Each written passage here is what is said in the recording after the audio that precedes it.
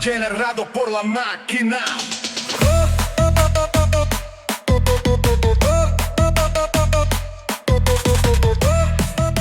What's up, CFRE Radio? Welcome back. My name's Tiana, and I'm the host of Tiana's Tunes, and today I'm joined by Gabriel. And Gabriel, can you tell us a little bit about your show?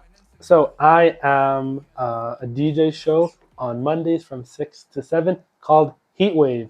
I'm usually joined by my co-host, Santiago, who is unfortunately not here with us, and his part is called Latin Vibes. So my name is DJ Klub for Heatwave on Mondays. Awesome. Now, I just want to ask you a few questions about your show, just to get to know you a little better. What made you want to start your show here at CFRE Radio?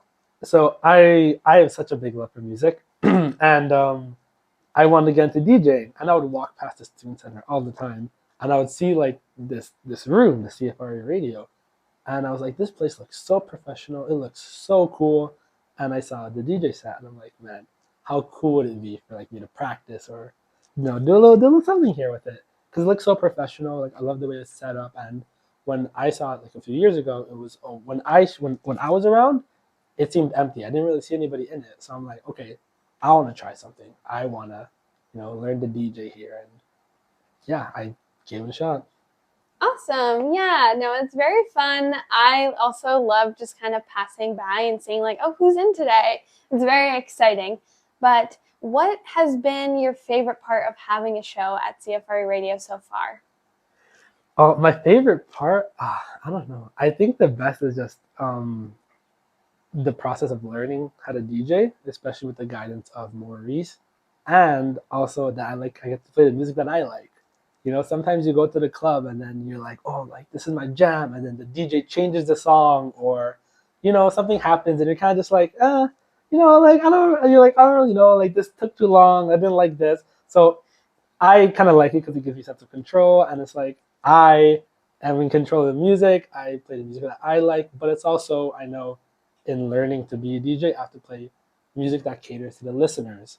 So that's why I like having with my co-host Santi, or I like having my friends come in sometimes, and they tell me if I did a good transition, if I did a bad transition, if I let a song play on too long, if I was too short, if I changed the vibe up too quick. So I think the best part of this is the open space and just learning how to better like this craft.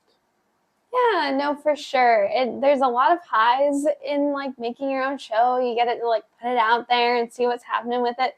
But there also are some lows. So what would you say would be the biggest challenges of making your show? Definitely the biggest challenge would be going from like my little like teeny tiny DJ deck in my room to this big like professional like CDJ setup. Because like this is the proper way to learn how to DJ, in my opinion. So going from like, my bedroom where I'll just play like a little mix at home, like by myself, coming to here and actually hearing what it sounds like and giving it to an audience that can give me feedback was really a big stepping stone for me. So getting comfortable with the decks here, and then getting comfortable with all of like the technology of like the streaming, and I forget what that thing's called, but oh, the board. Like the board and the deck, just learning how to do it properly. So that was definitely a big change for me. Yeah, I'd have to agree. Honestly, there's so many buttons. It's hard to keep track of which is which, so I can totally relate to it. Yeah. But I'm also curious, because you do different sets every show. Has there been one set that's kind of stood out from the others for yourself? I think definitely one of my like first two sets.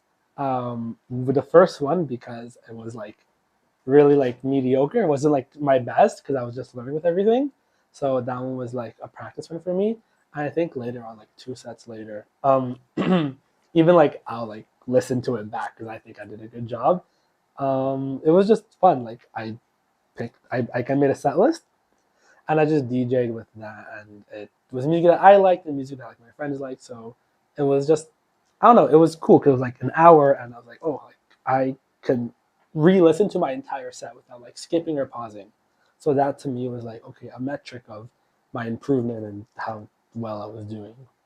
Yeah, no, that's really awesome. I love to hear like that progression and being like, yeah, that was a highlight for me. Yeah. But I also kind of want to get the character of your show more. So if you could describe your show using like 3 emojis, what would you pick? Okay, so 3 emojis. Okay, first one, my show's called Heatwave, so definitely a fire emoji. Um, Second one would definitely be the lady in the red dress dancing, because my music is reggaeton, right? Para mi gente latina por ahí. I play reggaeton music, but I also play, I've had 2 sets where I've done salsa and I have done bachata music, which is, most commonly known in Latin America as partner dancing. So it's music to dance to, so I definitely, that would be my second pick. And my third pick,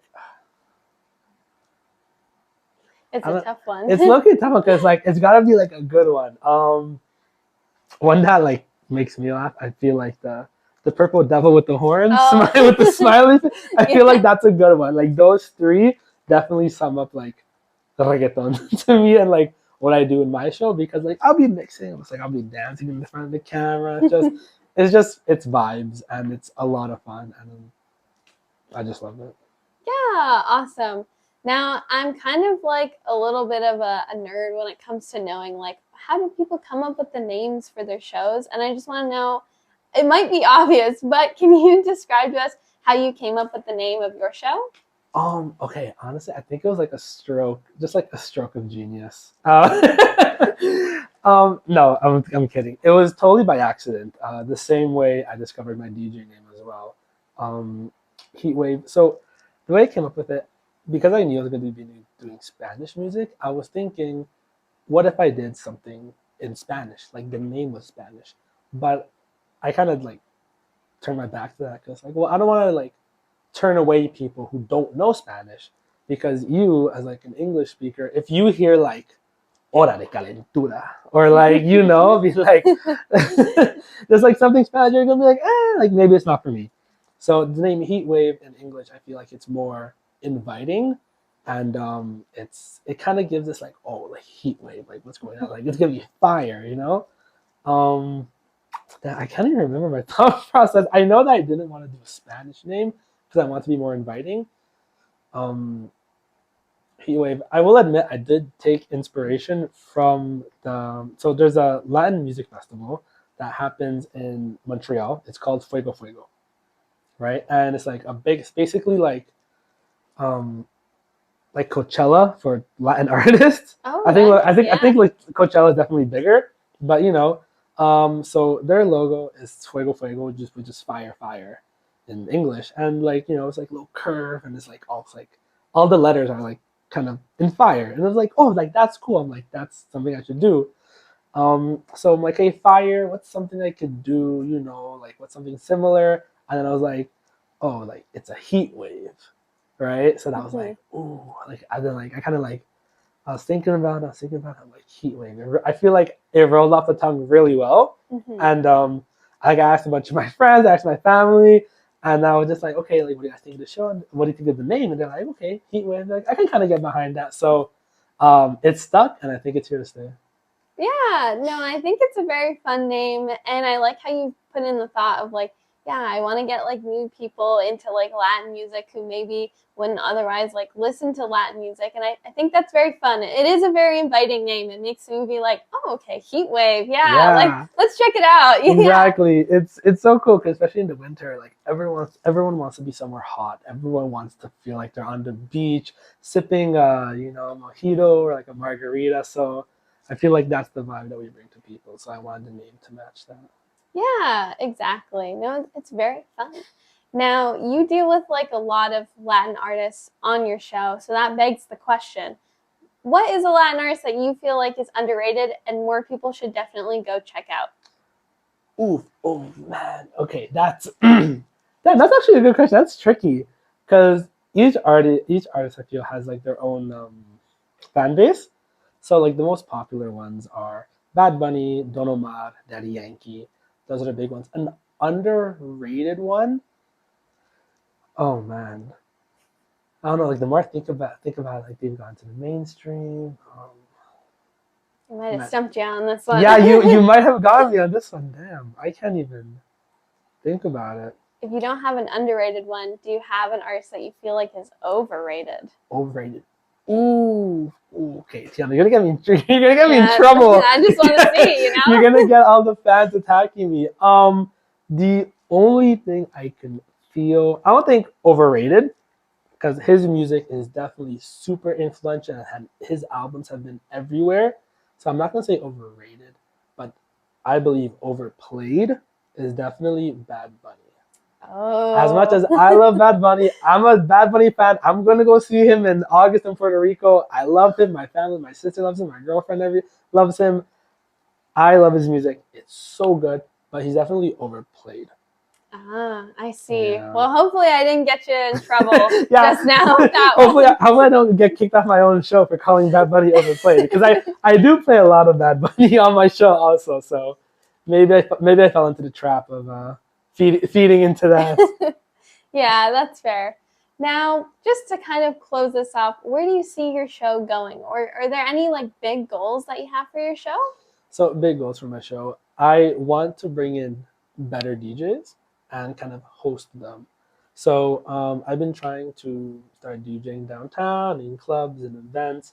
So I've been trying to get in touch with other more popular DJs.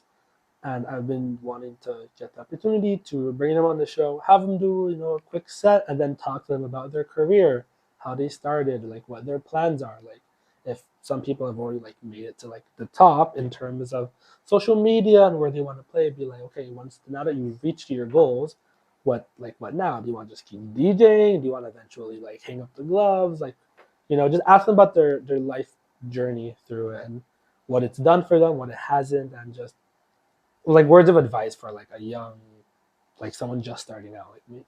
Awesome. Yeah, no, I think that's really cool. And I feel like that will also like bring in a lot of new people as well into Latin music. And I think, yeah, that's just a very fun goal. I like hearing about people's goals and I'm like, yes, I'm so excited to see that happen.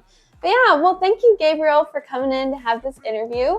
And check out Latin Heatwave's when? Mondays from 6 to 7. Awesome. Well, thank you guys. Bye. Pero hay flow y reggaeton. Dime, ¿qué pasó?